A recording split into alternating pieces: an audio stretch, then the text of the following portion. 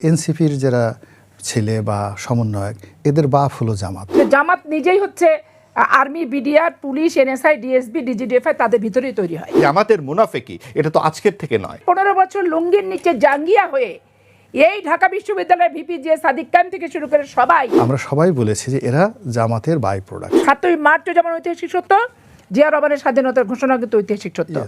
এটা আমার জন্য একটু বিব্রত করে, কারণ হলো দল পরিবর্তনের মধ্যে আমার নিজের নামটাও এসে যায়। আওয়ামী লীগ করতাম, আওয়ামী লীগ করার পর একটা বিশেষ পরিস্থিতিতে আমি বিএনপিতে যোগদান করি। আমার বন্ধু পাপিয়া এখানে যে আছেন, তো আমি মনে করেছিলাম পাপিয়া খুশি হবে, কিন্তু ও আসলে রাজনৈতিক জীবনের যে পরিপক্কতা আমার চেয়ে অনেক অনেক বেশি। তো সে বেজার হলো, সে বললো যে কাজটা ঠিক হয়নি, এক দল থেকে আসলে অন্য দলে আসলে অ্যাডাপশনটা হয় না। তা আসলে রাজনীতি একটা আদর্শিক বিষয়, এবং এত বছর পরে আমি 18 সনে যোগদান করার পর যেটা মনে হচ্ছে যে পাপি ওয়াজ রাইট। আপনি যদি আদর্শিক রাজনীতি করতে চান, আপনার যে অ্যাডাপশনটা হয় এটা অন্য দলে এসে এক গাছের ছাল অন্য গাছের বাকল হওয়া যায় না, এটা হলো বাস্তবতা। আর দ্বিতীয় যে জিনিসটা আছে, আপনি যদি খুব তাৎক্ষণিক বাজার করতে চান, মার্কেটিং করতে চান, ব্র্যান্ডিং করতে চান, ওখানে যেমন আমাদের কাঁচা বাজারে কোনো নীতিনৈতিকতা থাকে না। যেখানে মূল্য কম পাওয়া যায়, মূল্য বেশি পাওয়া যায়, সেখানে ক্রেতারা ছুটে। এখন রাজনীতির ময়দানে যদি আপনার কোনো রকম লক্ষ্য উদ্দেশ্য না থেকে কেবলই মাত্র ইলেকশনকে কেন্দ্র করে একটি ট্রান্সফার হয় বা একটা ট্রান্সফরমেশন হয়, তো সেক্ষেত্রে সেখানে নীতি, নৈতিকতা, আদর্শ ওগুলো বিবেচনার মধ্যেই আসে না। মনে করা হয় যে এই মুহূর্তে এই জিনিসটি আমাদের করা দরকার। এখন নির্বাচনের সময়ে যে পরিবেশ পরিস্থিতি এখন এই মুহূর্তে চলে গেছে, আপনি দেখুন যে গত সেই প্রথম থেকে এ পর্যন্ত আমরা দেখলাম যে সারা বাংলাদেশ ইনুসময়। ইনুসের বাইরে চাঁদ নাই, তারকা নাই, চন্দ্র নাই, সূর্য নাই, কিচ্ছু নাই, আলো বাতাস সব চারিদিকে শুধু ইয়া ইনুসু চারিদিকে গেল। এরপরে হঠাৎ করে চলে আসলো সমন্বয়ক, এই বড় বড় নেতা, পাহাড়ের মতো একটা নেতা। আমার কাছে মনে হয় যে এই মানে জুলিয়াস সিজার, এই নেপোলিয়ন বোনাপার্ট এরা কোথায় ছিলেন? আমাদের বাংলা মা এরকম মহাবীর ধারণ করেছেন 30 বছরের নিচে যাদের বয়স, টকবকে তরুণ, তারা আমাদের চোখে একটা বিরাট বিরাট শাপলাকলি ফুটিয়ে দিল। আমরা ভাবলাম, অবাক হয়ে ভাবলাম যে নেতা তো এরকমই হওয়া উচিত, কথা বলে আরে বাবা মনে হয় তলোয়ারের মতো কথাবার্তা। তো ইনুস সাহেবের পরে ইনুস সাহেবও এই তার যে জৌলুস এটা পরাজিত হয়ে গেল। তিনি বললেন যে তোমরা যে আমাকে বড় মনে করেছিলে, আমি আসলে বড় না, এরাই হলো বড়, ওরা হলো আমাদের মাস্টার মাইন্ড, আমাকে এরা নিয়োগ দিয়েছে। ভালো কথা, আমরা ইনুস সাহেব বিশ্ব শান্তির যে রাষ্ট্রদূত, সেই বিশ্ব শান্তির রাষ্ট্রদূতের কাছ থেকে চোখ ফিরিয়ে সমন্বয়কদের কাছে চোখ ফেরালাম। আচ্ছা, সমন্বয়কের পরে চোখ ফেরার পর কয়েকদিন পরে সমন্বয়করা বললো আমরা আর সমন্বয়ক থাকবো না, আমরা এখন সবাই এনসিপি হয়ে যাব। ভালো কথা, যেহেতু তারা আমাদের নেতা, আমরা যা বলেছে আমরা সেই অনুযায়ী সবাই মাইক্রোস্কোপ লাগিয়ে সে এনসিপিতে নজর দিলাম। তো তারা যা বললো আমরা বিশ্বাস করলাম। যারা আসলো আমরা জিজ্ঞাসা করলাম না যারা কোথায় ছিল, বাড়ি কোথায়, কী করেছে, আমরা শুধু বলেছে নেতারা বলেছেন, এ যুগের বোনাপাটরা বলেছেন, আমরা সেটা বিশ্বাস করেছি। এরপরে হঠাৎ করে দেখলাম যে গোলাম পারওয়ার তিনি বলে বসলেন যে মানে ছেলে হয়ে বাপের সাথে পাঙ্গা নিও না বা এই ধরনের কিছু একটা কথা। তখন আমি দেখলাম যে আল্লাহ, এনসিপির যারা ছেলে বা সমন্বয়ক এদের বাপ হলো জামাত। তো ভালো কথা, আমরা সেটাও মেনে নিলাম। ছেলেরা বললো যে না, তোমরা আমাদের বাপ না, তোমরা আমাদের বাপ না, আমরা নিজের পায়ে আমরা দাঁড়িয়েছি, আমরা কিচ্ছু করিনি, মানে আমরা জামাতের কথা মতো কিছু করি না, আমরা নিজেদের মতো নিজে করেছি। এখন পরে চিন্তা করলাম যে আমরা বোকাশোকা মানুষ, বাপ ছেলের এই সমস্ত ঝগড়াঝাটির মধ্যে না জড়ানি ভালো। তো এভাবে চললো, বেশ কিছুদিন চললো। চলার পরে এরপরে আরেকটা প্রেক্ষাপট তৈরি হলো, চারিদিকে শুধু জামাতময়, একজন টাটকা অলি আর একজন জিন্দা অলি, মানে এরকম অলি আল্লাহতে মানে ভরে গেল। একজনের কথা মতো সূর্য থেমে যায়, আরেকজনের কথা মতো চন্দ্র ওঠে, তারপরে আরেকজনের কথা মতো সে বলে যে আমি যখন দাঁড়িয়ে থাকি ফেরেশতা তাদেরকে পাহারা দেয়, আল্লাহ স্বয়ং তাদেরকে রক্ষা করে। আর জান্নাতের টিকিট, ও মাই গড, আমি তো আর কয়দিন এভাবে চললে জান্নাতের টিকিটের জন্য আমিও, আমাদের মেজর আক্তার জান্নাতের টিকিটের কাজনে চলে গেছে। এটা চারটিখানি কথা না তো, এত জীবন, সারা জীবন যে কাজগুলো করছে, জান্নাতের টিকিট ইজ সো পাওয়ারফুল যে কর্নেল অলির মতো মানুষ। তারপর সে যারা বন্দুক চালানো, আমরা তো মুখ সোফা চালাই, মুখ চালাই আর কলম চালাই,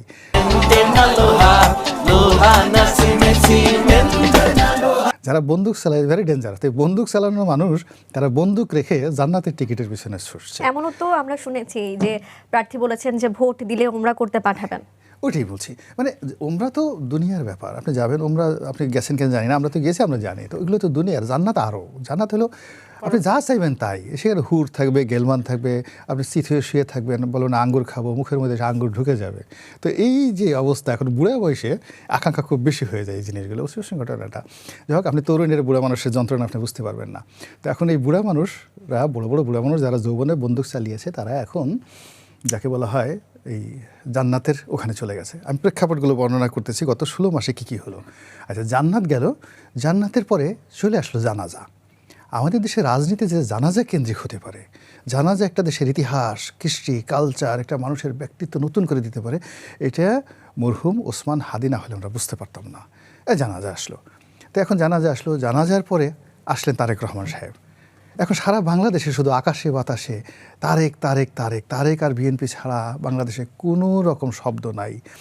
তার কাছে আকাশ আসে, তার কাছে বাতাস আসে, পাহাড় আসে, নদী আসে, সমুদ্র আসে। বাংলাদেশের সব মানুষ শুধু তারেক রহমান সাহেবের দরবারে হাজিরা না দেওয়া পর্যন্ত কারো ইজ্জত থাকছে না, কারো বংশ ঠিক থাকছে না, কারো মান মর্যাদা ঠিক থাকছে না, এবং সে ঘুমাতে পারছে না। তো এই যে একটা অবস্থা, তোলপাড় অবস্থা, আমি বলছি এই তোলপাড় অবস্থার মধ্যে কি হয়েছে আপনি যদি দেখেন, যে প্রেক্ষাপটগুলো বললাম, গত 17 মাসে অ্যাটলিস্ট বললাম 6টি ঘটনা, আর 6টির প্রেক্ষাপটে দৃশ্যমান হয়নি, কিন্তু এরকম আরও পর্দার আড়ালে 100টি ঘটনা ঘটেছে। ফলে আমরা আনপ্রেডিক্টেবল, গত 17 মাস যাবত আনপ্রেডিক্টেবল। সেই আনপ্রেডিক্টেবলের অবস্থার কারণে মিয়া গোলাম পারওয়ার তিনি মনে করছেন যে শুধু জান্নাতের টিকিট দিয়ে হবে না, আওয়ামী লীগকেও লাগবে, আওয়ামী লীগকে লাগবে। এখানে কোনো নীতি নৈতিকতা নাই, এখানে কোনো কিছু নাই। এখন তাকে নির্বাচনে এই মুহূর্তে যে ডিফিকাল্টিসগুলো তিনি দেখছেন, সেই ডিফিকাল্টি থেকে বাঁচার জন্য তার কাছে মনে হচ্ছে এটা কৌশল না, এটা তার জন্য একটা ভ্যানগার্ড, আওয়ামী লীগের ভোট তার লাগবে, এবং ওই জন্য ওই কথাগুলো বলেছেন। এখন দেখার বিষয় যে আওয়ামী লীগের যারা সারা জীবন জামাতকে ঘৃণা করেছে, জামাতের বিরুদ্ধে যুদ্ধ করেছে, রাজাকার, আলবদর, এবং এই রাজাকারের নাতিপুতি গালি দেওয়ার জন্যই তো শেখ হাসিনার পতন হলো। এখন এই যে মিয়া গোলাম পারওয়ারের যে এই যে মধু মেওয়ার লোভ, বা মানে তিনি যে অফার করলেন, কামন আমার কাছে আসো এবং একসাথে দুটো জিনিস নাও, জান্নাতেরও টিকিট নাও, টিয়ার নাও, কাবিখা নাও, নিরাপত্তা নাও, এবং আমরা তোমাদেরকে উমরা করতে পাঠাবো, আরও কত কিছু পাঠাবো, আসো কামন। এটা কিভাবে ক্রিয়া করে এবং প্রতিক্রিয়া করে, we have to wait for certain period. জি, ধন্যবাদ আপনাকে। এবার আমি পাপিয়া আপার কাছে আসতে চাই। আপা, এই যে রনি ভাই বলছিলেন শুরুতে, এই যে সমন্বয়ক থেকে এনসিপি এবং এনসিপি থেকে জামায়াতে যোগ দেওয়া, আমরা গণঅভ্যুত্থানের পরপর থেকেই দেখেছি যে এই যে যারা সমন্বয়ক ছিলেন তারা সরকার গঠনেও ছিলেন, সরকারেও ছিলেন, এবং এর পরবর্তীতে এনসিপি গঠন হলো, যারা সমন্বয়ক ছিলেন তাদের মাধ্যমে এনসিপি গঠন হলো, এবং এই মুহূর্তে আবার দেখতে পাচ্ছি এনসিপি জামাতে গিয়ে জোট করছে, জামাতের সাথে জোট করছে। আপনার কি কখনো মনে হয়েছে যে তারা ক্ষমতার যে কাছাকাছি, সেই কাছাকাছি থাকার জন্যই সবসময় এরকম পাওয়ার হাউসের সাথে যোগ সাজস রাখছে? এখানে ব্যাপার হচ্ছে কি, রাজনৈতিক সংগঠনের নির্বাচনের জোট অতীতে হয়েছে, এখনো হচ্ছে, ভবিষ্যতে হবে। ঠিক আছে, তো জোট হয় কি নির্বাচন কেন্দ্রিক জোট। নির্বাচন কেন্দ্রিক জোট আমি দেখলাম যে আমি একটা আসনে 1200 ভোটে হারলাম, ওখানে আমার জামাত হচ্ছে 3000 ভোট পাচ্ছে। তখন আমি দেখলাম যে আমি 3000 ভোটের সাথে যদি জোট করি তাহলে আমার এখানে কাভার হচ্ছে, এবং আমি আমার প্রতিপক্ষ সংগঠনকে আমি এখানে কামিয়াব হতে পারছি তার সাথে যুদ্ধে। বিএনপি জামাতের সাথে যে জোটটা করেছে, টোটাল বাংলাদেশে 300 সিটের ভোটের, এই 50 বছরের ভোটের ইতিহাস নিয়ে, পরিসংখ্যান নিয়ে পর্যালোচনা করে আমরা হচ্ছে তাদের সাথে জোট করেছি। এবং আমরা যে জোট করেছি, আমরা জোটের কোথাও মুক্তিযোদ্ধা বিরোধীকে মুক্তিযোদ্ধা সপক্ষ শক্তি বলে লেবেল লাগায় চালাই দিব, এই কমিটমেন্ট আমাদের সাথে ছিল না, এবং আমরা কোথাও কোনো বক্তব্য বিবৃতিতে কিন্তু বলি নাই। শেখ হাসিনার সাথে বেগম খালেদা জিয়ার একটা টেলিফোন সংলাপ, সেখানেও দেখবেন বেগম খালেদা জিয়া স্পষ্টই বলেছে যে যুদ্ধ অপরাধীর বিচার আপনি করছেন, আপনাকে সাহায্য আমরা করতাম, সমস্যা কিছু না, কিন্তু যুদ্ধ অপরাধীর বিচারে স্বচ্ছতা থাকাটা উচিত ছিল। অস্বচ্ছ বিচার হওয়ার কারণেই তখন আমাদেরকে অস্বচ্ছতার বিপক্ষে আমাকে কথা বলতে হচ্ছে এবং ভূমিকা রাখতে হচ্ছে। তো অস্বচ্ছতার বিপক্ষে ভূমিকা রাখা, ত্রুটিপূর্ণ বিচার ব্যবস্থার ত্রুটিগুলি ধরে রাখা, আর যুদ্ধ অপরাধীকে অস্বীকার করা, এই দুটো জিনিস কিন্তু আলাদা। যে অপরাধ করেছে এটা আমি অস্বীকার করছি না, কিন্তু অস্বচ্ছতা, ত্রুটি বিচ্যুতিগুলো নিয়ে আমি কথা বলছি। তো সেইটা তো মানে অপরাধীকে নিশ্চয়ই লেবেল লাগিয়ে আবার একবার অপরাধী নয় বলে লেবেল লাগিয়ে পাঠায় দেওয়ার ব্যাপারটা কিন্তু না। আমাদের ব্যাপারটা হচ্ছে এরকম ছিল এবং সবার ব্যাপারটাতে রাজনৈতিক জোট তার একটা ইস্যু কেন্দ্রিক হয়। কিন্তু এইখানে যে মজার ব্যাপারটা, ইউনূস সরকারের গর্ভেই জন্ম হয়েছে এনসিপি, এবং ইউনূস সরকার ছাড়া সরকার অন্তর্বর্তীকালীন সরকার প্রধান হবে না, এই মর্মে এই ছাত্রদের, আমি জনতা এখানে বলবো না, জনতারা যখন শেখ হাসিনা মুক্ত বাংলাদেশ চেয়েছে, হাসিনা পলায়ন করেছে, জনতা ঘরে ফিরে গেছে, জনতা এতেই স্বস্তি পেয়েছে, এখানে জনতার আর কোনো ভূমিকা নাই।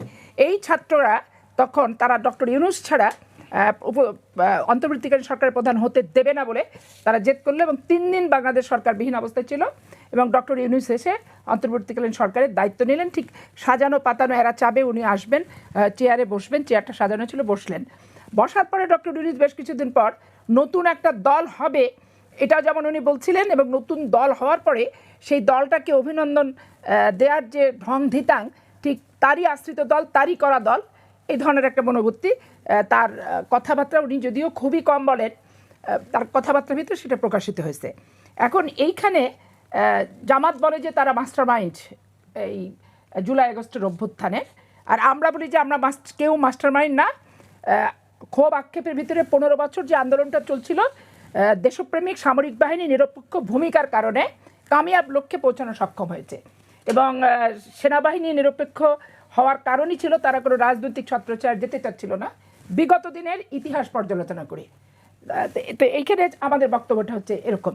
এখন এখানে আমি তো মনে করি জামাত ইসলামের এ টিম, বি টিম আর সি টিম, এই যতগুলো ছেলেকে নমিনেশন দিচ্ছে, এর ভিতরে আপনারা সাংবাদিক তদন্ত করে দেখবেন যে 2টি ছেলে বাদ দিয়ে, 2জন বাদ দিয়ে, প্রার্থী বাদ দিয়ে 28টি হচ্ছে ইসলামী ছাত্র শিবিরের সাথে কোনো না কোনোভাবে তারা হচ্ছে রিলেটেড, এবং তাদের টাকা এবং নিরাপত্তার প্রয়োজন আছে। এখানে জামাত টাকাও দিবে তাদেরকে, ভোটও দেবে, এবং তাদের নিরাপত্তা সংক্রান্ত বিষয়গুলো দেখবে। এখন জামাত সেরকম একটি সংগঠন, আমাদের নিরাপত্তার জন্য পুলিশ লাগে, রনির পুলিশ লাগে, কি একজন সাংবাদিকে লাগে, কথার কথা তুমি আমি নিলাম না, কেউ না কেউ তো নিচ্ছে। কিন্তু জামাত নিজেই হচ্ছে army, BDR, police, NSI, DSB, DGDFI, তাদের ভিতরেই তৈরি হয়, এবং তারা সেগুলোকে প্রোভাইড করে, যেখানে যেরকম লাগে সেরকম তারা কাজ করে। আমরা এই যে মাস্টার মাইন্ড শব্দটি বলছি, এই মাস্টার মাইন্ড শব্দটি কি নেগেটিভ অর্থে কোনোভাবে ব্যবহার হচ্ছে? আমরা তো যখন কোনো ভালো কাজ হয় বা যখন কোনো ভালো কাজের নেতৃত্ব দেওয়া হয়, তখন আমরা সেটিকে নেতৃত্ব দেওয়া বলি। আমরা এখানে বলছি মাস্টার মাইন্ড, সেই মাস্টার মাইন্ড শব্দটা কি আমরা কোনোভাবে নেগেটিভ অর্থে ব্যবহার করছি? এই কারণে হচ্ছে, আমি আপনাকে বলি, 1971 সালের মুক্তিযুদ্ধকে অস্বীকার করার জন্য এবং মুক্তিযুদ্ধের ইতিহাসটাকে একবারে ধামা চাপা দিয়ে এই জুলাই আগস্টকে একমাত্র যুদ্ধ হিসেবে প্রমাণিত করার জন্য জামাত ইসলাম এবং এনসিপির ব্যাপক প্রচেষ্টা, এই সংস্কার কমিশন নামে মাত্র কিছু এজেন্ডা নিয়ে যে বসছিল, সেইটা থেকে শুরু করে অদ্যাবধি কাল পর্যন্ত তারা চলছে। এখন মুক্তিযুদ্ধের চেতনাকে অস্বীকার করার কোনো সুযোগ বাংলাদেশের এই ভূখণ্ড যতদিন থাকবে, এবং বাংলাদেশের মানুষ যতদিন জীবিত থাকবে, সার্বভৌমত্ব যতদিন থাকবে, কোনো প্রকার সুযোগ বাংলাদেশের কোনো নাগরিকের কিন্তু নাই। কারণ মুক্তিযুদ্ধের প্যারালাল কোনো যুদ্ধ এটা হতে পারে না। আজকে মুক্তিযুদ্ধ হয়েছে জন্য তো স্বাধীনতা পেয়েছি, ভূখণ্ড পেয়েছি, যার কারণে আমি রাজনৈতিক দল করছি, একজন আর একজনের বিরোধিতা করছি, পক্ষ নিচ্ছি, বসে আমি আমার মনের ভাব প্রকাশ করার সুযোগ এবং সাহস আমি পাচ্ছি।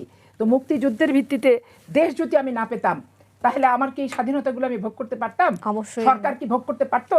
নির্বাচন কি বাংলাদেশে এইভাবে হতো? এবং এইভাবে প্রাদেশিক সরকার আর দেশের সরকার, দুটার ভিতরে তো পার্থক্য আছে, এগুলি তো আসতো না। তো আর মুক্তিযুদ্ধ যেহেতু জামাত ইসলাম বিরোধিতা করেছে, আর এই এনসিপির বয়সের কারণে মুক্তিযুদ্ধ পায়নি, এরশাদ বিরোধী আন্দোলনও পায়নি, এটাই তাদের জীবনে প্রথম আন্দোলন। স্বাভাবিক কারণে যে যেটা করে সেটাই মনে হচ্ছে প্রায়োরিটি। তবে আমি এখানে একটু কথা বলে শেষ করতে চাচ্ছি যে 71-এর মুক্তিযুদ্ধের পরে দেশের যে অরাজক পরিস্থিতিটা ছিল, কেউ কারোর নিয়ন্ত্রণে ছিল না, প্রশাসন কাউকে নিয়ন্ত্রণ করতে পারেনি। বর্তমানে বাংলাদেশের রাষ্ট্রের অবস্থা এই এনসিপি নামক সংগঠনটির কারণে এবং এই জামাত ইসলামের কারণে একই পরিস্থিতির উদ্ভব হয়ে আছে। জি, আপার কথা রেশ ধরেই আমি মাহবুব ভাইয়ের কাছে যেতে চাই। আমরা যখনই ইতিহাস নিয়ে কথা বলতে চাই বা যখনই ইতিহাস নিয়ে আলোচনা হয়, ঠিক তখনই অভিযোগ করা হয় যে আমরা চেতনা বিক্রি করছি। তাহলে ইতিহাস নিয়ে কথা বললেই যদি চেতনা বিক্রি করা হয়, তাহলে কি আমরা ইতিহাস নিয়ে কথা বলবো না? আমি বিশেষ করে 1971-কে বোঝাচ্ছি, স্বাধীনতা যুদ্ধের কথা বোঝাচ্ছি। জি, ধন্যবাদ, শুভেচ্ছা সকলকে। আসলে আমি আসবো আপনার এই প্রসঙ্গে, তার আগে যে আলোচনাগুলো হলো সেই সম্পর্কে একটু আমার মতামতটা দিয়ে রাখি। যে জামাতের যেই অবস্থান রাজনীতিতে, বিশেষ করে 24-এর গণ অভ্যুত্থানের পর, এটা খুব গুরুত্বের সঙ্গে আসলে বিশ্লেষণের দাবি রাখে। এবং এই পুরো পরিস্থিতিটা যদি আমরা একটু বিশ্লেষণ করি, আপনি দেখবেন যে একটি গাছ শিকড়হীন, মানে এ ট্রি উইদাউট রুটস বলতে যে একটি বাক্যের সঙ্গে আমরা পরিচিত, তা যেন জামাতের এই কর্মকাণ্ডে খুব মূর্ত হয়ে ওঠে। আপনি দেখুন যে জামাত বিএনপি সম্পর্কে কত রকমের অভিযোগ উত্থাপন করছে, যে বিএনপি চাঁদাবাজি করছে, লুট করছে, এটা করছে, নানান কিছু, যে 2 সাপের 1 বিষ, নৌকা আর ধানের শীষ, এইরকম কথাবার্তা আমরা শুনছি।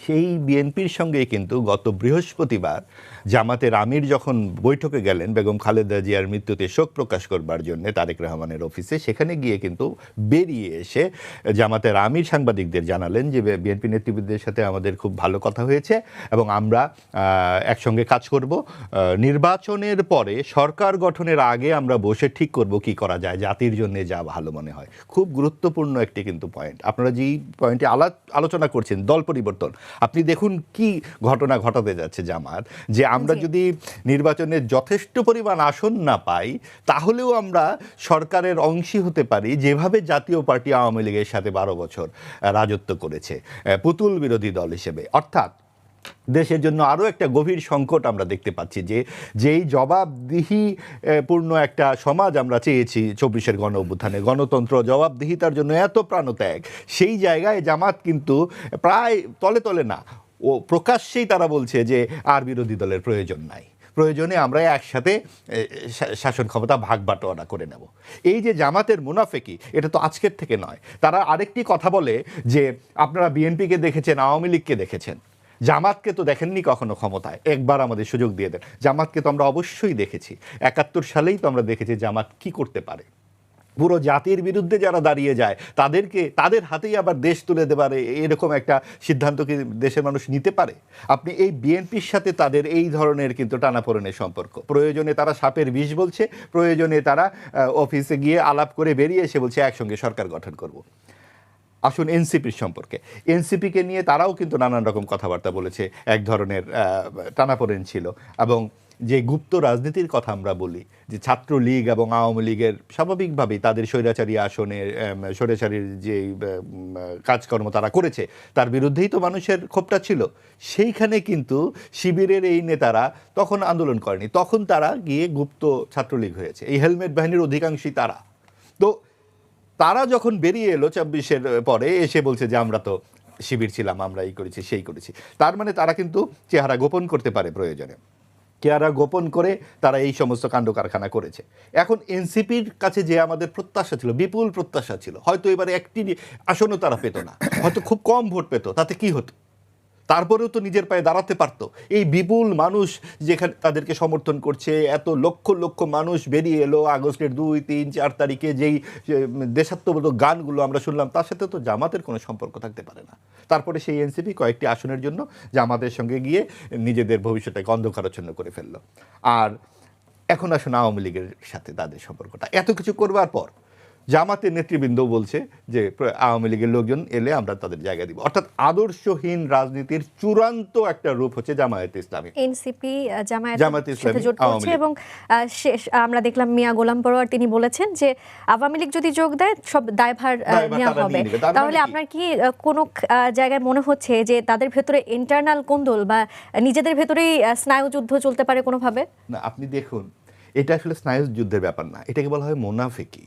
অর্থাৎ যখন যা প্রয়োজন হবে আমরা তাই করব, যে কোনো ছলে বলে কৌশলে গুপ্ত রাজনীতি করে আমরা শুধু ক্ষমতাতে যেতে চাই।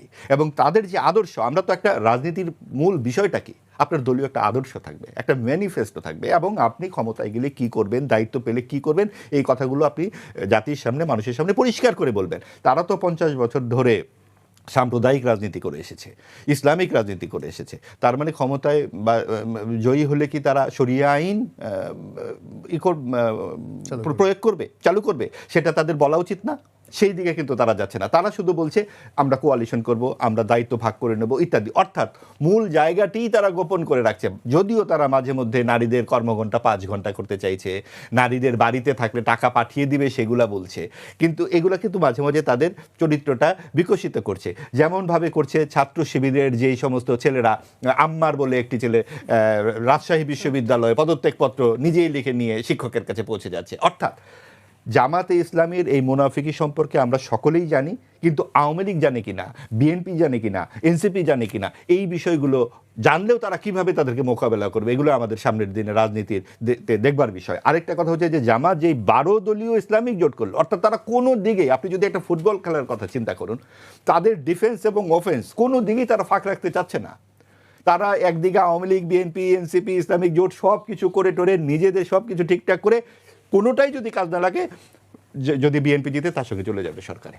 জি, এই অবস্থাতে আপনি যেটা বললেন ইতিহাস, আমি দুই লাইন শেষ করি, এই সমস্ত বিষয়ে এই যে মূল জায়গাটা হচ্ছে আওয়ামী লীগের অনুপস্থিতি। যে বিপুল সংখ্যক ভোট নিয়ে আওয়ামী লীগের এই যে অনুপস্থিতিটা, এই সুযোগেই কিন্তু ডানপন্থার এই বিকাশ। এবং জামাত এত ফুর্তিতে কেন? কারণ তারা তো এতদিন একটা উগ্র ডানপন্থী দল, সাম্প্রদায়িক দল, তারা বিএনপির সাপোর্টেই রাজনীতি করে এসেছে এবং বড়জোর তারা 3% ভোট, 5% ভোট, এইরকম তাদের ভোটের একটা হিসাব ছিল, আর 40% ভোট আওয়ামী লীগ বিএনপির মধ্যে ছিল। হঠাৎ করে জামাত এত বড় হয়ে আসছে কী কারণে? কারণ এই আওয়ামী লীগের অনুপস্থিতি। আমরা গত 16 বছর আওয়ামী লীগ ও সমমনাদের রাজনীতি দেখেছি সংসদে, এখন আমরা আগামীতে হয়তো বিএনপি ও সমমনাদের রাজনীতি দেখতে চাচ্ছি। এটা একটা চির বিভাজিত রাজনৈতিক দ্বন্দ্বের দিকে আমরা যেতে চাচ্ছি, যেটা কোনোভাবেই খুব সুষ্ঠু গণতন্ত্রের আভাস দেয় না। জি, এবার রনি ভাইয়ের কাছে যেতে চাই। জামায়াতের সাথে যে এনসিপি জোট করছে এবং এটি তো খবর প্রকাশ হবার পর বা আমরা জানবার পরপরই বিভিন্ন রকম গণমাধ্যমে আমরা বিভিন্ন রকম মিম দেখতে পেয়েছি, বিভিন্ন রকম ট্রোল দেখতে পেয়েছি। এবং সবচেয়ে বড় যে বিষয়টি, যে বিভিন্ন সময় এনসিপি বলেছে, যেটি আপনি শুরুতেও বলেছেন যে এনসিপি বলেছে তারা আওয়ামী লীগ, বিএনপি, জামায়াতের দেখানো পথে হাঁটবে না, কিন্তু শেষ সময় এসে জামায়াতের সঙ্গে জোট করলো। এবং তাদের তো মতের ঐক্য নেই, আদর্শের ঐক্য নেই। ঠিক এই মুহূর্তে তারা কোন ঐক্যের ভিত্তিতে ভোট চাইবে? মানে এখানে মূল ব্যাপার হলো যে জামাত 2009 সন থেকেই গুপ্ত রাজনীতি করছে। যখন আওয়ামী লীগ ক্ষমতায় এলো, ঠিক সেই সময়টিতে তারা কিন্তু ইরান যেভাবে এখন মধ্যপ্রাচ্যে প্রক্সি যুদ্ধ করছে, 2009 সন থেকেই তারা বিভিন্ন সংগঠনের মধ্যে তাদের লোক ঢুকানোর চেষ্টা করেছে। এবং অবাক করার ব্যাপার হলো, আমি যখন সংসদ সদস্য ছিলাম, তো সামহাও কয়েকটা মিনিস্ট্রির সঙ্গে আমার খুব ভালো সম্পর্ক। আমি নিজে যোগাযোগ মন্ত্রণালয়ে ছিলাম, আর ধর্ম মন্ত্রণালয়টা আমাদের যেহেতু পটুয়াখালীর মন্ত্রী ছিলেন, সেই সুবাদে ধর্ম মন্ত্রণালয়ের সঙ্গে আমার সম্পর্কটা ভালো ছিল। আমি অবাক হয়ে গেলাম যে ইসলামিক ফাউন্ডেশনের মতো একটা প্রতিষ্ঠানে ওই সময়টাতে প্রায় 30,000 ম্যান পাওয়ার ছিল ইন 2009। তো ইসলামিক ফাউন্ডেশনের যে ডিজি, তিনি বললেন যে স্যার কী বলবো, দুঃখের কথা, এই যে 30,000 লোক বিএনপির লোক করেছে এটা কি, এর 90% সব জামাতের রিক্রুট করা।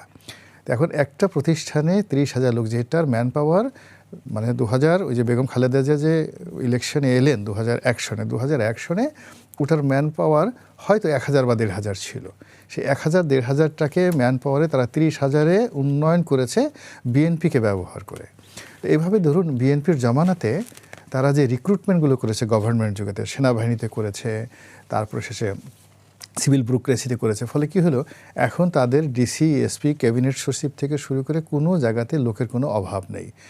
আর অন্যদিকে বিএনপি এবং আওয়ামী লীগের যারা লোকজন আছে, তারা ময়লার বাক্সের চাঁদাবাজি, কারণ বাজারের মাস্তানি, তারপরে শেষে ওই অ্যাসোসিয়েশনের কে সভাপতি হবে, তারপরে এই একটা পুলিশ মানে সে ট্রান্সফার করলে কয় লাখ টাকা পাওয়া যাবে, এই সমস্ত দালালি ফালালিতেই তারা কিন্তু পুরো জীবন যৌবন শেষ করে দিয়ে, কারো চুল গেছে, কারো পিঠ গেছে, কারো কত কিছু নষ্ট হয়ে গেছে এই পরবর্তীতে। কিন্তু জামাত মাশাল্লাহ তাদের চেহারা শুরুতে এই বিভিন্ন সময়টাতে নূরের ঝলক, আপনি দেখলেই মনে হবে যেন একেবারে আসমান থেকে সাক্ষাৎ ফেরেশতা চলে আসছে। এবং অদ্ভুত, আপনি কোনো জামাতের লোকের সাথে চলছেন কিনা, আপনি যেহেতু ভদ্রমহিলা, নিঃসন্দেহে কোনো অন্য মহিলা জামাতের সাথে চলছেন, আমরা যারা পুরুষ জামাতের সাথে চলছি, আমাদের সাথে দেখা হলেই করবে কি, সুন্দর করে হ্যান্ডশেক করবে। হ্যান্ডশেক করে আবার যেটা তর্জনী বলি, মূল যেটা যে আঙ্গুল উঠছে, ওই আঙ্গুল দেবার এটা খোঁচা দেয় যে আরও কিছু কথাবার্তা আছে। মানে আপনার সাথে হ্যান্ডশেক করলো, হ্যান্ডশেক করে আবার আরেকটা আঙ্গুল দিয়ে আপনাকে একটা চুলকানি দিয়ে দিল হাতের মধ্যে, যে শুধু এই হ্যান্ডশেক না, আরও কিছু গোপন কথা আছে, let's talk together letter on. এরপরে সে করবে কি আর একটু খাতির করার জন্য জড়িয়ে ধরবে এবং মানে হাক এমন একটা জিনিস সেটা যে কোনো মানুষকে নরম করে ফেলে। একজন হুজুর তারপরে পকেট থেকে আতর বের করে আপনার দাড়িতে, মোবারকে, চুলে বা হাতে একটু আতর লাগাই দিবে। এরপরে আপনাকে যদি খুব ফ্রুটফুল মনে করে আপনার বাসাটা জায়নামাজ পাঠাবে, একটা কোরআন শরীফ পাঠাবে, একটা তসবি দেবে। এরকমভাবে তারা বিভিন্ন কাজ করে। এবং আমি আওয়ামী লীগের এমপি, আমার তখন ভয় লাগে যে যদি কোনোদিন বলে যে রনি সাহেব ও জামাতের লোক ছিল, আমার তো আমাকে একবার না দুইবার সে পাঠিয়েছে, জায়নামাজ পাঠিয়েছে, আম পাঠিয়েছে।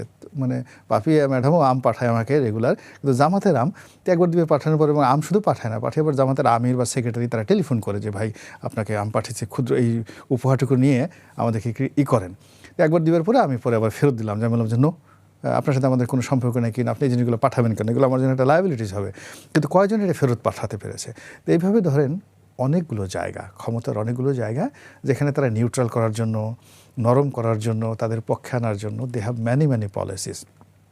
তো সেই পলিসিগুলো করে জামাত আজকের যে অবস্থাতে এসেছে, তাদের ধারণা হয়েছে, দে ইউজ টু বিলিভ যে তারা এই রাষ্ট্র পরিচালনা করতে পারে। দ্বিতীয় ধারণা হয়েছে যে তাদের যারা প্রতিপক্ষ এরা খুবই দুষ্ট প্রকৃতির লোক, এরা লোক ভালো না, চুরিচামারি করে, চাঁদাবাজি করে, টাকা তুলে পল্টনে, চাঁদা যায় লন্ডনে, এরা শেয়ার মার্কেট লুট করে, আমরা তো কিছু লুট করি না, আমরা খুব ভালো মানুষ, তো আমাদের উপর আল্লাহর একটা রহমত আছে, আমরা এই দেশ চালাবো। এবং তারা রাস্তাঘাটে হাঁটে সেই যে খিলাফত জমানার মতো, এবং তারা মনে করে যে বাংলাদেশে তারা একটা তালেবানি শাসন চমৎকারভাবে করতে পারবে। তো এই যে বিশ্বাস এবং অবিশ্বাসের দোলা, সেই দোলার মধ্যে যে তারা বিভিন্ন মানুষকে তারা কাছে নিচ্ছে, যেমন তারা এনসিপিকে নিচ্ছে। এখন আমরা এনসিপিকে নিয়ে কথা বলছি, কিন্তু আপনি যদি লক্ষ্য করেন একেবারে ডে ওয়ান থেকে আমরা যারা মিডিয়াতে আসছি, আমরা সবাই বলেছি যে এরা জামাতের বাই প্রোডাক্ট। এমনকি অনেকগুলো আন্দোলন হয়েছে, যেমন ধরেন এই কোটা বিরোধী আন্দোলন। এই কোটা বিরোধী আন্দোলনের আমি কোনো নাম মেনশন করে বলবো না, এটা ফর্মুলেটেড বাই জামাত। একেবারে প্রথম দিন থেকে কোটা বিরোধী যে আন্দোলনটা হয়েছে ঢাকা বিশ্ববিদ্যালয়ে, সেটা একেবারে তাদের তৈরি করে। এবং এটা আমি বাস্তবে বুঝলাম কি করে, 2013 সনে আমার জেলে যাওয়ার সুযোগ হয়েছিল, এবং তখন জামাতের যারা শীর্ষ নেতা তাদের সবার সঙ্গে আমি ওখানে একান্ত জেলে খুব কতগুলো প্র্যাকটিক্যালি কথাবার্তা হয়। তো সেখানে মীর কাসিম সাহেব আর আমি পাশাপাশি রুমে ছিলাম। তো উনি আমাকে ওই সময় বললেন, আমি আবার এটা এসে বাংলাদেশ প্রতিদিনই লিখেছি এই লেখাগুলো, উনি বলছেন যে আমরা উই আর সো রেজিমেন্টেড, আমাদের ক্ষমতা এত বেশি যে যদি পুলিশকে নিউট্রাল করে দেয় তাহলে ঢাকা বিশ্ববিদ্যালয় থেকে ছাত্রলীগ এবং ছাত্র দলকে তাড়াতে আমাদের 1 ঘন্টা সময় লাগবে। এবং এই কথা আমি যখন এসে লিখলাম, মানে আওয়ামী লীগ বা বিএনপির কোনো লোক কিন্তু প্রতিক্রিয়া দেখালো না, যে বাংলাদেশ প্রতিদিনের মতো জায়গাতে ঠিক এই রেফারেন্স দিয়ে যে মীর কাসিম সাহেব আমাকে বলেছে, এবং সেটা বই আকারে ছাপা হয়েছে। তো 2013 সনে তাদের যে প্রস্তুতি ছিল, পরবর্তীতে যখন আমি 2014 সনে ইলেকশন করলাম না, জামাতের অনেক বড় বড় নেতা আমার কাছে আসতেন, আমি নাম বলবো না, অনেকে হয়তো মারা গেছেন, তাদেরকে বলবো না। তো তাদের যে প্ল্যানগুলো দেখেছি, পরিকল্পনাগুলো দেখেছি, সেই পরিকল্পনা অনুযায়ী তারা একটা রেজিমেন্ট ফোর্স হিসেবে যে কাজগুলো অতীতে করেছে, এখনও ঠিক সেম কাজগুলোই কিন্তু তারা করে যাচ্ছে। এবং আপনি যখন একজন সেনাপ্রধান তিনি যখন বলছেন আমিরে জামাত, মানে আমিরে জামাত এই শব্দটা ইন্টারনালি, মানে তারা কিন্তু তাদের জামাতকে, মানে জামাতের যারা লোকজন আছে তারাই কেবল বলেন আমিরে জামাত, আবার অনেকে বলেন আমিরুল, না নাইবে আমির না, নাইবে আমির তো দ্বিতীয় পদ, মানে আমরা বলি জামাতের আমির, মানে নর্মালি আমরা এখানে যারা আছি বলি জামাতের আমির বা জামাতের আমির ডাক্তার শফিক, খুব অর্ডিনারি আমরা এইভাবে বলি। একইভাবে যদি নায়েব সাহেবকেও বলা হয় তাহলে নিশ্চয়ই নায়েবে আমির বলা হবে। হ্যাঁ, নায়েবে আমির বলা হবে। এখন ওরা জামাতের যারা লোকজন আছে তারা এটা একটা সম্মানজনক উপাধি, তারা বলে আমিরে জামাত, আমিরে জামাত এই কথাটা বলে। এখন ঠিক সেম ল্যাঙ্গুয়েজটা যেটা জামাতের রোকন পর্যায়ে যারা লোকজন আছে, যেটা টেকনিক্যালি এবং যেটা গ্রামেটিক্যালি তারা মানে এনলাইটেন করার জন্য আমিরে জামাত। এবং শুধু তাই না, তারা বলে আমিরুল মুমিনিন। অনেকে কিন্তু আবার নিজে মানে জামাতের আমিরকে আমি নিজে তাদেরকে শুনেছি যে তাকে আমিরুল মুমিনিন, আমিরুল মুসলিমিন এই ধরনের শব্দ বলে। তো যখন একজন সেনাপ্রধান জামাতের প্রধান না বলে, জামাতের সভাপতি না বলে, জামাতের আমির না বলে যখন বলতেছেন আমিরে জামাত, ইট মিনস দাওয়াতি কর্মটা কোথায় পৌঁছে গেছে। থিঙ্ক অ্যাবাউট ব্যাপারটা। ফলে আমরা যত সহজভাবে তাদেরকে মনে করছি, মানে জিনিসটা এত সহজ না। দিয়ে যে ম্যানি ইকুয়েশন, ম্যানি ডাইমেনশন, এবং এখানে অনেক রসায়ন, ফিজিক্স, কেমিস্ট্রি স্টিল ওয়ার্কিং। জি, আপনার কাছে আরও একটি প্রশ্ন রাখতে চাই, সেটি হলো 2008-এর আগে আমরা পাঠ্য বইয়ে একরকম ইতিহাস পড়েছি, এবং 2008-এর পরে আমরা একরকম ইতিহাস পড়লাম, এবং ঠিক তারপর 2024-এর পর গণ অভ্যুত্থানের পর আমরা পাঠ্য বইয়ে এক ধরনের ইতিহাস পড়ছি এবং সংযোজন বিয়োজন রয়েছে। এই যে পাঠ্য বইয়ে ইতিহাসের ভ্যারিয়েশন বা ইতিহাসের যে ভিন্নতা, সংযোজন বিয়োজন, আপনার কি মনে হয় যে এই সংযোজন বিয়োজন বা এই যে ভিন্নতা, এটি পাঠ্য বই থেকেই আমাদেরকে আলাদা চিন্তাধারা রাখতে বাধ্য করছে? অবশ্যই পাঠ্যপুস্তকের যে মানে বিষয়বস্তু, এটা একটা শিশুর মন এবং মননে যেভাবে ঢুকে যায় সে সারা জীবনেও ভুলতে পারে না। আমরা যেমন ছোটোকালে আমার যেতে ইচ্ছা করে নদীটির ওই পাড়ে, কিংবা পাঠে আমার মন বসে না কাঁঠাল চাপার গন্ধে, আমাদের ছোটো নদী চলে বাকি বাকি, আমরা কোনো অবস্থাতেই ভুলতে পারছি না। তো পাঠ্যপুস্তকে যদি আপনি পলিটিক্স ঢুকিয়ে দেন, এটার কীভাবে প্রতিক্রিয়া সৃষ্টি করে, আমি জাস্ট একটা ছোট্ট উদাহরণ দিই। আমি যে 2018 সালে নির্বাচন করলাম, তো আমার মামার শ্বশুরকে বাদ দিয়ে আমাকে মনোনয়ন দেওয়া হলো।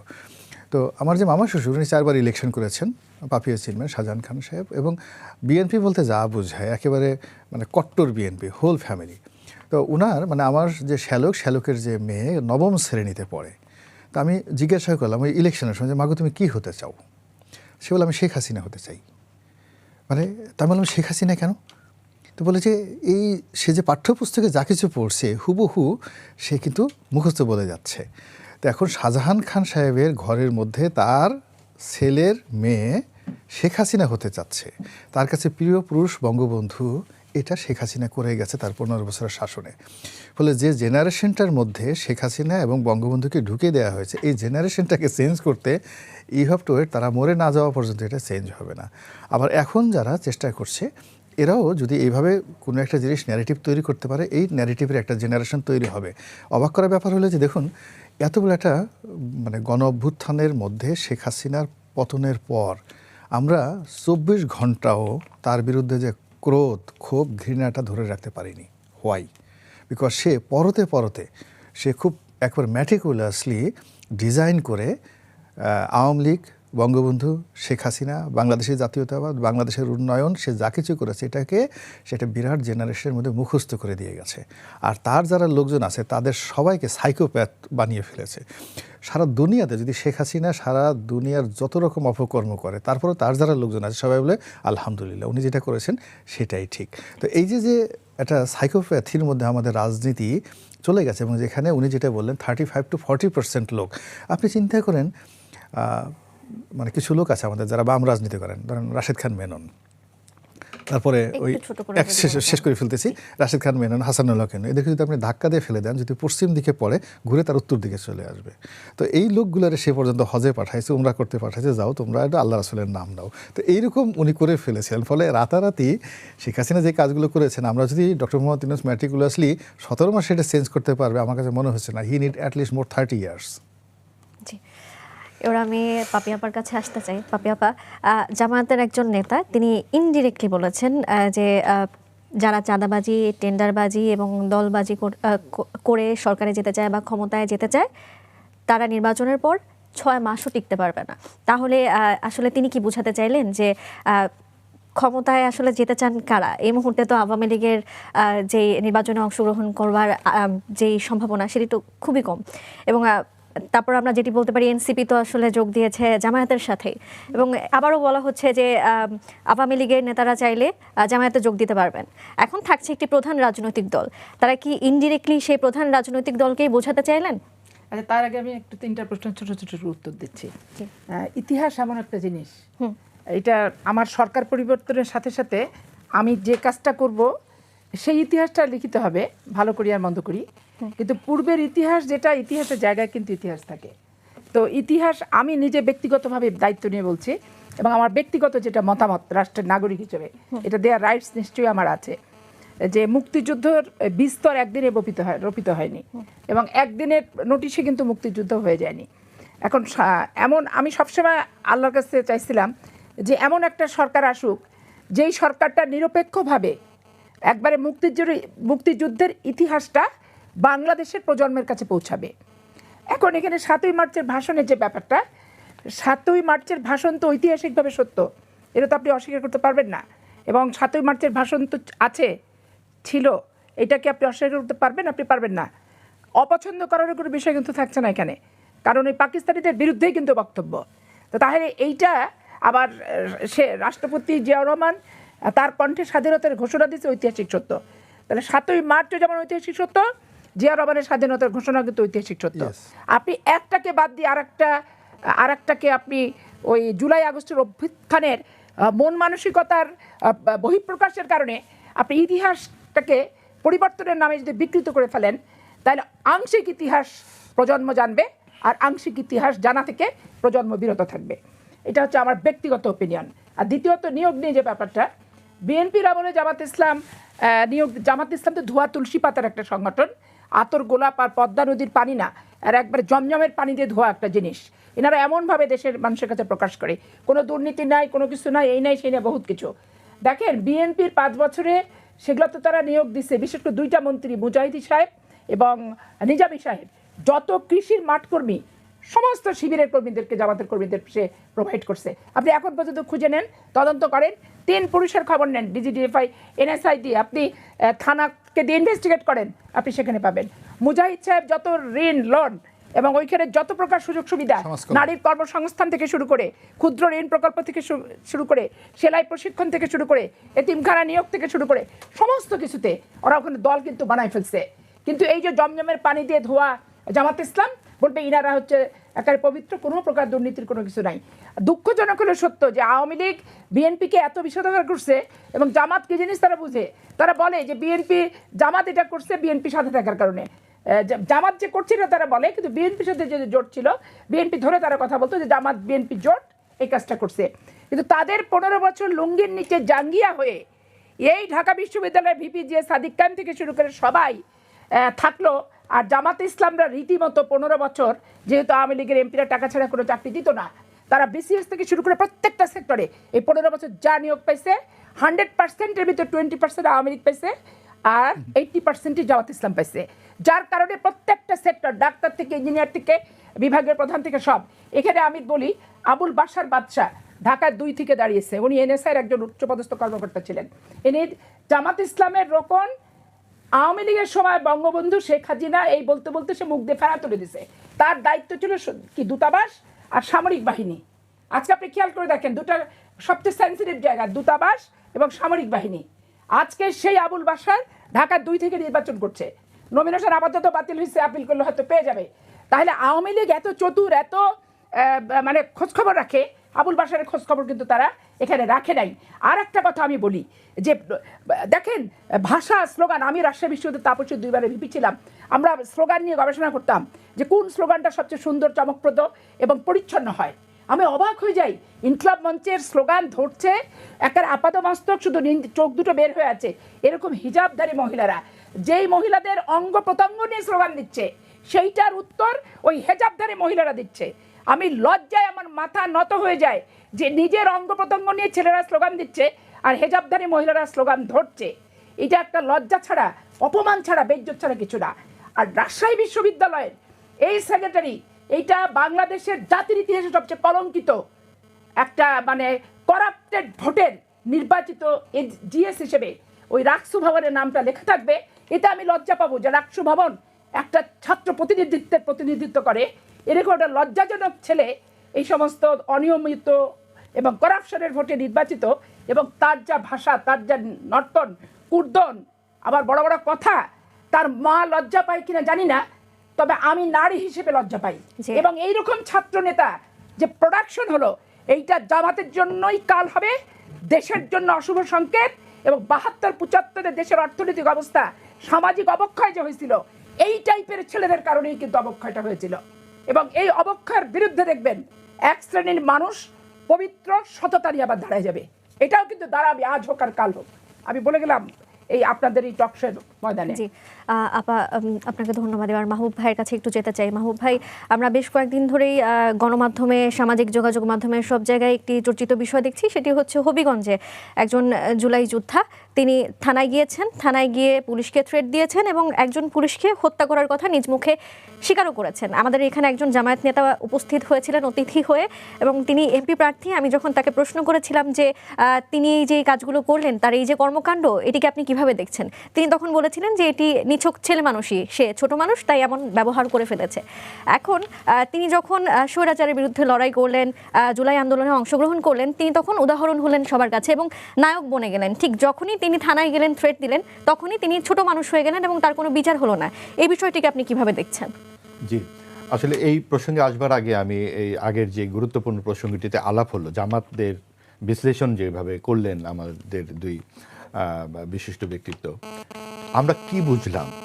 জামাতকে নিয়ে আমাদের অনেক অভিযোগ, আমিও বললাম যে তারা মোনাফিক ইত্যাদি, কিন্তু আমরা কি একটু গভীরভাবে ভেবে দেখব যে এগুলো কি তাদের বিশেষত্ব নয়? যে তারা যেভাবে তৃণমূলটাকে আঁকড়ে ধরলো, বিএনপির অংশ হয়েও তারা কৃষি এবং সমাজ কল্যাণ মন্ত্রণালয় নিল 2001 সালে, এবং এই যে বীজ তারা বৃক্ষে পরিণত করলো, এবং ডাকসু বলুন, জাকসু বলুন, রাকসু বলুন, প্রতিটাতে তারা তাদের ছাত্র সংগঠন জিতে গেল, এবং বিভিন্ন শ্রেণী পেশার মধ্যে তারা যেভাবে ছড়িয়ে গেছে। এখন আপনি যদি কালকে বলেন যে আওয়ামী ফেসিবাদদের যেভাবে সরাতে হবে প্রশাসন থেকে, জামাত শিবিরকেও সেভাবে সরাতে হবে, তাহলে সবাই খালি সরানোর উদ্যোগ নিলে দেশে থাকবে কে? কাজে অন্তর্ভুক্তিমূলক যে সমাজের কথা আমরা বলছি, এইভাবে তো সরানোর দাবি তো এটার চিকিৎসা নয়। আপনি তারা যেটা করছে, তাদের যেগুলো কৌশল, ছলে বলে কৌশলে নানান রকম গুপ্তচর বৃত্তি করে যেটা করছে, আপনার কৌশলটা কি? বিএনপি আওয়ামী লীগ কেন পারলো না? তারা তো লুণ্ঠনবাজির সঙ্গে নিজেরা যুক্ত হয়ে গেছে। আপনি চাঁদাবাজি, তারা দেখছে যে ওরা 30 বছরের জন্য গাছ লাগাচ্ছে, বৃক্ষ লাগাচ্ছে, আর আওয়ামী লীগ বিএনপি করেছে কি? কাজেই আমাদের নিজেদের দিকে তাকাতে হবে। যেই রাজনীতিটা আমরা করতে চাচ্ছি, এটা একটা আপেল সদৃশ্য বস্তু হিসেবে বানিয়ে ফেলা হয়েছে। যে ক্ষমতার পাশে যাবে সে মহা ক্ষমতার অধিকারী হবে, এবং সে সেই আপেল খেয়ে বসে থাকবে, এবং তার চারপাশে মাছির মতো সবাই ভিড় করবে। ভাই যেমনটি বললেন যে আওয়ামী লীগ যা করেছে আর 30 বছর লাগবে ডক্টর ইউনূসের। কি করে আওয়ামী লীগ এটা করে? জোর করে কি খাওয়ানো যায়? জোর করে খাওয়ানো যায় না বলেই তাকে কিন্তু শেখ হাসিনাকে হেলিকপ্টারে উঠতে হয়েছে, পালিয়ে যেতে হয়েছে। এই প্রথম এরকম একটা ন্যাক্কারজনক ঘটনার মুখোমুখি হতে হলো একজন সরকার প্রধানের। কি কারণে? সেই জায়গাটিকে আওয়ামী লীগের কোনো অনুতপ্ত পরিস্থিতি তাদের মধ্যে আছে? তাদের কোনো রকম মনোবেদনা আছে, অনুতাপ আছে? তারা যে এতগুলো হত্যা করলো, নিজের দেশের মাটিতে নিজের মানুষদের উপরে গুলি চালিয়ে দিল, তারা কি একবার ভেবে দেখেছে কোন মুখে তারা মানুষের সামনে দাঁড়াবে? আবার এটাও তো ঠিক যে এই দলটি একটি ঐতিহাসিক বড় দল, এবং তার এই 40% ভোট আছে। সেই এমনই এক নেত্রী যে তার আত্মীয় স্বজনকে নিয়ে পালিয়ে গেলেন, এই কর্মী সমর্থকদের কি হবে? একবারও ভাবলেন না? এই এতগুলো মানুষকে নিয়ে কি পালানো যাবে? পালানো তো কোনো সমাধান নয়। কাজেই এই যে অন্তর্ভুক্তিমূলক সমাজের কথা আমরা বলছি, তখনও বলেছি যখন আওয়ামী লীগ একক নির্বাচন করছে, বিএনপি জামাত ছাড়া হয় না। এখন যখন আওয়ামী লীগ ছাড়া নির্বাচন হচ্ছে, এখনও আমরা বলছি যে এটা কোনো সমাধান হচ্ছে না। আপনি এককভাবে একটি নির্বাচন করলে সমাজ বিভক্ত হয়। আপনাকে অন্তর্ভুক্তমূলক সমাজের একটা প্রচেষ্টা নিতেই হবে, এবং সকলকে সেখানে থাকতে হবে। আপনি যদি জাতিগতভাবে একটা ঐক্যের তৈরি না করতে পারেন, আপনি আজকে ভেনেজুয়েলাতে কি হচ্ছে দেখুন, বিভিন্ন জায়গায় এইভাবে মানুষজন ঢুকে যাবে। আপনাকে তো একটা জায়গায় দাঁড়াতে হবে, সংসদটা হবে সেই জায়গা। আপনাকে তর্ক বিতর্ক করতে হবে। আপনি যখন আওয়ামী লীগ, আপনি জাতীয় পার্টিকে নিয়ে বসে থাকেন, একটা পুতুলের সংসার বানান, আর আপনি যখন বিএনপি, তখন জামাতকে নিয়ে বসে থাকবেন, আরেকটা পুতুলের সংসার বানাবেন। এই পুতুলের সংসার থেকে বেরিয়ে আসতে হবে, চোখে চোখ রেখে কথা বলবার সুযোগ দিতে হবে, এবং মানুষকে সকল মত, সকল ধর্ম, সকল শ্রেণী পেশার মানুষকে একই চেয়ারে বসবার মতো একটা সামাজিক পরিসর তৈরি করতে হবে। সরকারকে সেই দিকে অবশ্যই যেতে হবে। এবং আপনি যেটা বললেন যে হবিগঞ্জের এই ঘটনা শুধু আজকে কেন, আপনি গত 17 মাসে যে সমস্ত মব সন্ত্রাস হয়েছে, যে সমস্ত আমরা কাণ্ড কারখানা দেখেছি, এটা কি কোনো সভ্য সমাজে ঘটে নাকি? আপনার গাজীপুরে যে ঘটনাটি ঘটলো, দীপুচন্দ্র দাস, তাকে পিটিয়ে তারপরে গায়ে আগুন লাগিয়ে দেওয়া হলো, কারণ কি? সে হচ্ছে ধর্মের অবমাননা করেছে। ধর্মের অবমাননা করলেই তাকে গায়ে আগুন লাগিয়ে দিতে হবে? তার জন্য দেশের আইন কানুন নেই? একটা সভ্য সমাজে আইন কানুন বলতে কি বোঝায়? আপনার কোনো আপত্তি থাকবে, আপনি আদালতে যাবেন। আপনি আমার কথা পছন্দ হবে না, আপনি আদালতে যাবেন। আপনি আমার গায়ে আগুন লাগিয়ে পুড়িয়ে মেরে ফেলবেন? কাজে এটা কোন দেশে আমরা আজকে 2026 আমরা পৌঁছাচ্ছি? কাজে এই সমস্ত কিছুর দায় কিন্তু সরকারকে নিতেই হবে।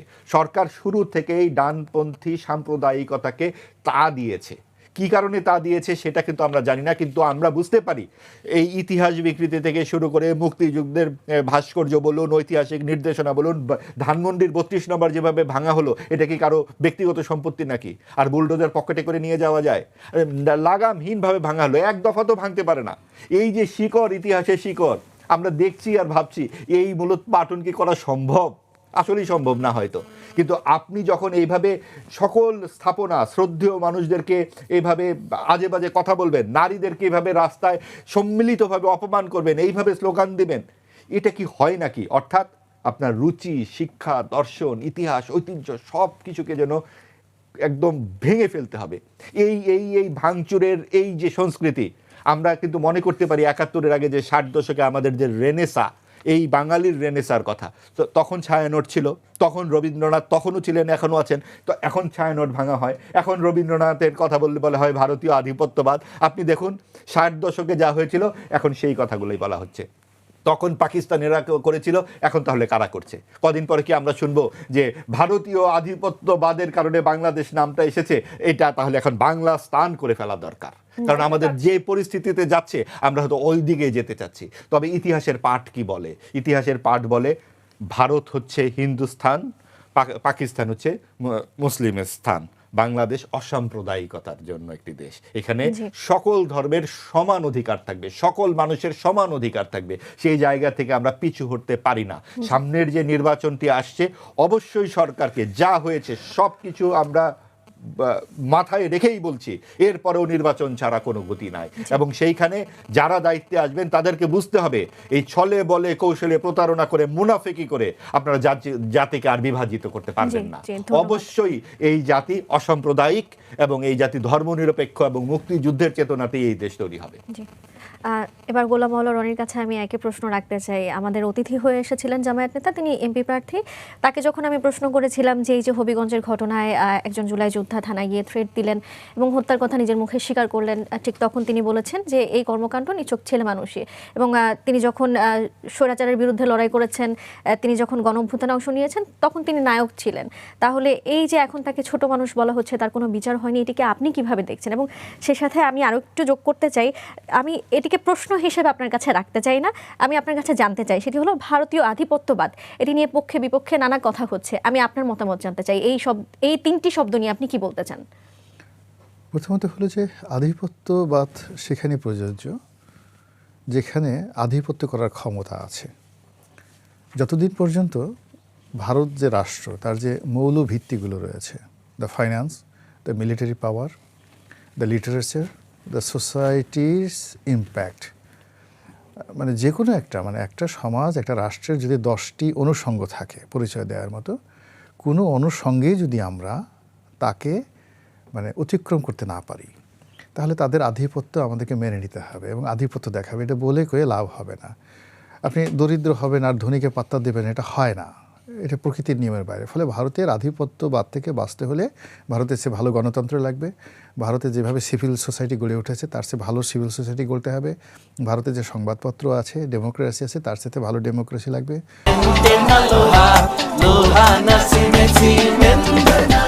ওখানকার রাজনীতিবিদদের যে দেশপ্রেম আছে সেটা লাগবে। আর যতদিন পর্যন্ত আমরা সেটা অর্জন করতে না পারবো, বৃহৎ প্রতিবেশী, আপনি ইচ্ছাই হোক অনিচ্ছাই হোক, চাইলে হোক না চাইলে হোক, তাদের আধিপত্যবাদ আমাদেরকে মেনে নিতেই হবে এবং তার অধীনে চলে যাবে। এটা হলো ভারতীয় সম্পর্কে। আর নির্বাচনের এই পূর্বক্ষণে হবিগঞ্জে যে ঘটনাটা ঘটেছে, এটা খুবই দুঃখজনক ঘটনা। এটা নির্বাচনের মাঠে যারা থাকবেন, পুলিশ বাহিনী, তাদের মনোবল ভেঙে দিয়েছে। এখানে যিনি বা যে করেছেন, নেতিবাচক ইতিবাচক বড় ব্যাপার না, জিনিসটা খুবই অশোভনীয় হয়েছে, দেখতে ভীষণ রকম বাজে লেগেছে। এবং থানায় বসে যে বডি ল্যাঙ্গুয়েজে সেভাবে ওসির সাথে কথাবার্তা তিনি বলছিলেন, এটা আমাদের সমাজ নিতে পারেনি। তো যার জন্য তাকে গ্রেপ্তার যখন করা হলো, তখন আমরা সবাই খুব খুশি হয়েছিলাম যে রাষ্ট্র বোধহয় ঘুরে দাঁড়িয়েছে, মবের বিরুদ্ধে ঘুরে দাঁড়িয়েছে। এবং এই যে তাকে গ্রেপ্তার করার দরকার ছিল, আমরা অতীতে আশা করিনি, যেহেতু এই কাজগুলো অহরহ হয়েছে, অনেক ওসিকে দাবরানি দেওয়া হয়েছে, তো সেইভাবে গালাগালি করবে, স্বাভাবিক করবে, তো এটা আমরা ধরে নিয়েছিলাম। কিন্তু যখন সরকার তাকে গ্রেপ্তার করলো, ওসির তো সাধ্য ছিল না, ওসির যদি ক্ষমতা থাকতো তো ওসি তো সঙ্গে সঙ্গে তাকে গ্রেপ্তার করতো। কিন্তু পরবর্তী যখন তাকে গ্রেপ্তার করা হলো, নিঃসন্দেহে তার ঊর্ধ্বতন কর্তৃপক্ষ তাকে একটা গ্রিন সিগন্যাল দেওয়ার পর সে গ্রেপ্তার করেছে। তো গ্রেপ্তার করার পর আমরা কিন্তু ভীষণ রকম খুশি হয়েছিলাম সাধারণ আমজনতা, যে নির্বাচনের এই সময়টাতে পুলিশের মনোবল ফিরে পাওয়ার জন্য এটা দরকার ছিল। কিন্তু গ্রেপ্তার করার কিছুক্ষণের মধ্যেই তাকে জামিন দেওয়ার জন্য যেভাবে সরকারের মধ্যে উত্তেজনা দেখা দিল, এবং রাতেই তাকে জামিন দিতে হবে, তো রাতে সেই ম্যাজিস্ট্রেট পাওয়া গেল না, সকালবেলা তাকে জামিন দেওয়া হলো। এই ঘটনার ফলে কী হলো, এই যে নির্বাচন নিয়ে আমরা যে আশাবাদ ব্যক্ত করছিলাম, পুলিশের অ্যাক্টিভ পার্টিসিপেশন আমরা যেভাবে চিন্তা করেছিলাম, আর মপতন্ত্রের বিরুদ্ধে অন্তত নির্বাচনের এই সময়টিতে আমাদের একটা যে জনপদে যে একটা ইতিবাচক ধারা তৈরি হয়েছিল, এবং আমরা যেভাবে মনে করেছিলাম যে তারেক রহমান সাহেব আসার পরে কিছু ফান্ডামেন্টাল পরিবর্তন হবে। কিন্তু দেখা গেল যে এই যে তার গ্রেপ্তার হওয়া, তার জামিন পাওয়া এবং ওই ভদ্রলোকের যিনি যে ছেলে থানায় এসে তার যে দাপট দেখানো, তারপরে আবার এই যে গাজীপুরে এক ভদ্রমহিলা আছেন তার গ্রেপ্তার, তারপর তার জামিন হওয়া, পুরো জিনিসগুলোর মধ্যে মনে হচ্ছে যে আমরা সেই তিমিরই রয়ে গেছি। অর্থাৎ আজ থেকে 13-14 মাস আগে আমাদের যে আধার ছিল, সেই আধারের মধ্যে আমরা রয়ে গেছি, আমরা বেরোতে পারিনি এখন পর্যন্ত। জি, এবার পাপি আপার কাছে আসতে চাই। পাপি আপা, আপনি বিএনপির সংসদ সদস্য এবং সেহেতু আপনার কাছে এই প্রশ্নটি আমি রাখতে চাই।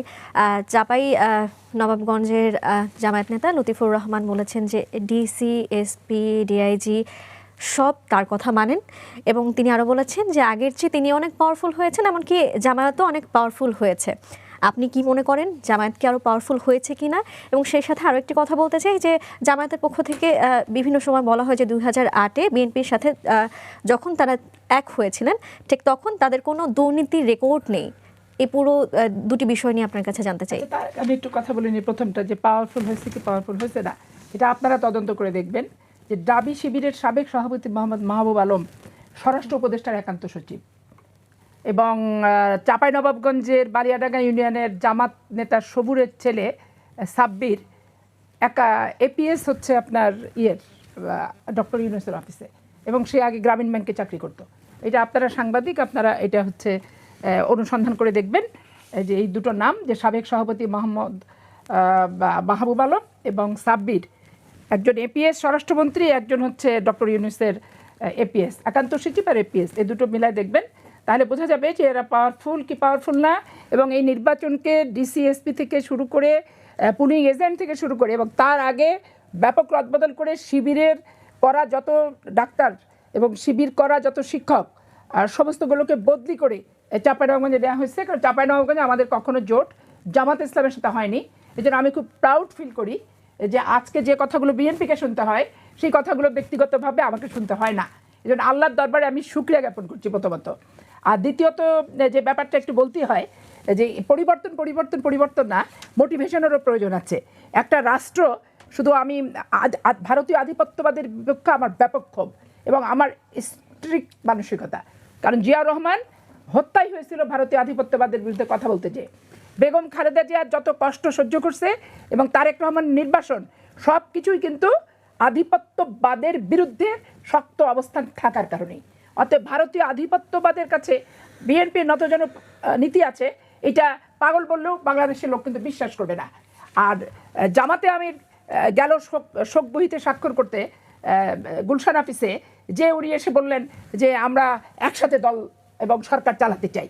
এই যে এক এক সময় এক একটা ভেলকিবাজি করে বিএনপিকে বিতর্কিত করে, কখনো সরকারকে বিতর্কিত করে, ইসলামকে বিতর্কিত করার দায়িত্ব তো জামাত ইসলাম একবার অলৌকিকভাবে নিয়ে নিছে, সেটা তো একটা ব্যাপার গেলই। তো তারা এই সমস্ত কর্মকাণ্ডগুলো করছে।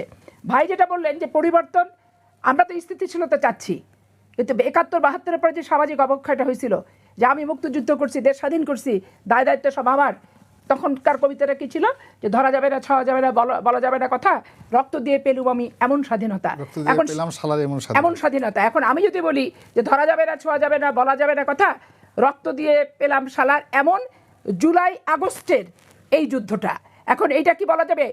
যা করবে তাদের ধরা যাবে না, তাদেরকে ছোঁয়া যাবে না, তাদের বলা যাবে না। অনেক জামাত ইসলাম সারা জীবন 50 বছর আমি টকশো করতে দেখিনি। আমার দুজন সহকর্মী, ছোট ভাই, নাম উল্লেখ না করে আমি পারছি না, শিশির মনির এবং শাহরিয়ার, যেই টেলিভিশনে গেছে সেই টেলিভিশনে টকশো করে বিতর্ক করে আসুক, তাতে আমার ওয়েলকাম। কিন্তু অ্যাঙ্কর থেকে শুরু করে টেলিভিশনকে বিতর্কিত করছে, এবং কি করে অ্যাঙ্কর পরিবর্তন করা যায়, অ্যাঙ্করকে ট্রল করা যায়, এবং সেই টিভিটাকে কিভাবে ধ্বংস করা যায়, চ্যানেলকে, এই ধরনের মনোবৃত্তি তারা এই বাংলাদেশে এই কয়দিনে এই ধরনের পরিস্থিতি তৈরি করছে। এখন আপনি বলেন, এইরকম পরিবেশ যখন তৈরি করবে, পরিস্থিতি তৈরি করবে, এদেরকে টকশোয় পাঠানোর দরকার কি? এরা তো টকশো বোঝে না। কারণ তাদের যখন ফাঁসিতে ঝুলাইছে তখন এই শাহরিয়ার কবির কোথায় ছিল, কোথায় ছিল শিশির মনির? একটা টকশো তো তারা করে নেই কোথাও। এবং বাংলাদেশের রাষ্ট্র নিয়ে প্রকাশ্যে কোনো ভূমিকা আমি এই সমস্ত এরিড পার্সনদের তো আমি দেখিনি। তাহলে এখন তারা টেলিভিশনকে বিতর্কিত করছে। প্রত্যেকটা অনেক টেলিভিশনের ঊর্ধ্বতন কর্মকর্তায় দেখেন শিবিরের বাধ্যতামূলকভাবে তারা মূল দায়িত্বটা পালন করছে। এখন আমার চাঁপাইনবাবগঞ্জের সুফিয়ানের ঘটনাটা, যে ল্যাম্পপোস্টে তাকে পেঁচায় মেরে একটা হাত একটা পা ফেলে দিছে তাকে, মৃত্যুর সাথে সে পাঞ্জা লড়ছে। এবং তারা যে শিবির করে এইটা তারাও স্বীকার করছে, জামাত ইসলামও স্বীকার করছে এবং প্রশাসনের তরফ থেকে স্বীকার করছে। তাহলে ভোটের আগে এরকম নিকৃষ্ট নগ্ন ঘটনা যারা ঘটায়, তাহলে এই ভোটটা কি সুষ্ঠু হবে আশা করা যায়? এই ভোটটার পরে তারা 5টাও যদি সিট পায়, ওই 5টা সিটের জনগণ ভালো থাকবে এটা কি আশা করা যায়? আর লতিফুর রহমান সাহেব একটা বেকুফ, এবং এই বেকুফ আজকের বেকুফ না, এই বেকুফ 86 সালে জাতীয় পার্টির সাথে ভোট করছিল এবং তখন এমপি হয়েছিল 86। তারপরে এই আমাদের ক্যান্ডিডেট অসুস্থ হয়ে হাসপাতালে ভর্তি হওয়ার কারণে 91 সালে উনি একবার নির্বাচিত হয়েছেন। তারপরে উনি যতবার ভোট করছেন পৌরসভা থেকে এমপি, একবারে ড্যাম ডেভিডভাবে জামান বাজেয়াপ্ত হওয়ার মতো উনি হাঁটছে। উনি শুধু এই কথা বলছে যে তা না, যার যার সমস্যা আওয়ামী লীগ সব চলে আসুন, বিএনপি সব চলে আসুন, জামাত ইসলামী যোগ দেন, ডিসি সাহেব, এসপি সাহেব, বিভাগীয় কমিশনার, ডিআইজি সব এখন আমার। আমি জামাত এখন সেই অবস্থায় নাই, জামাত এখন অনেক আগায় গেছে। তাহলে আপনি বলেন যে এই সরকারের আমলে এই নির্বাচন কতটুকু সঠিক হবে?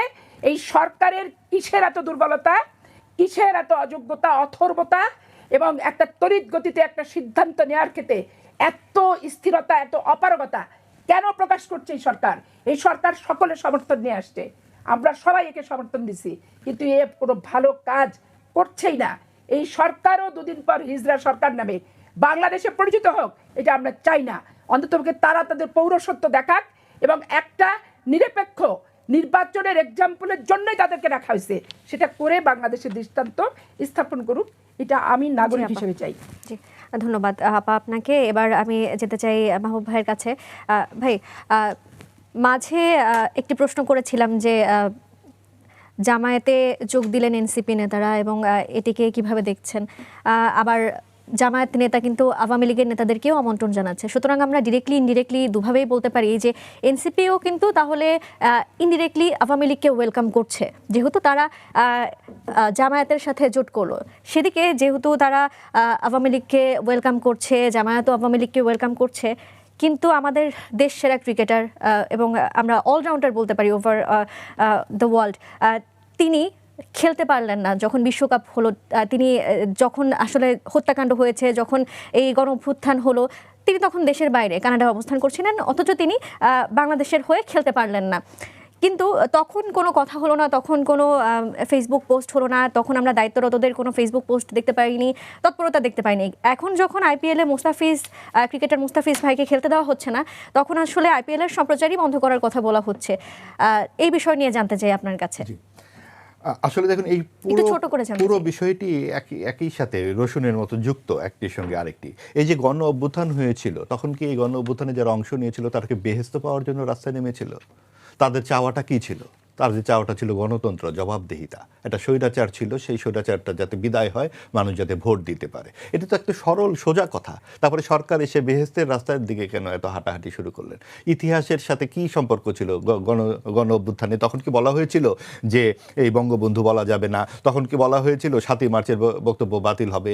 তখন যে এই স্বদেশমূলক গানগুলো কণ্ঠে গীত হতো লক্ষ লক্ষ মানুষের কণ্ঠে, তখন কোন মেয়ে কোন পোশাক পরেছে, কোন নারী কি পোশাক পড়েছে, নারী না পুরুষ, কোনো কিছু কি কোনো কথা হয়েছে? তাহলে এই প্রশ্নগুলো আসছে কোথায়? অর্থাৎ কিছু সুযোগ সন্ধানী সেখানে ঢুকে গেছে, এবং পুরো এই পরিস্থিতিটার মধ্যে সুযোগ সন্ধানীরা বিভাজিত করতে চাচ্ছে সমাজটাকে।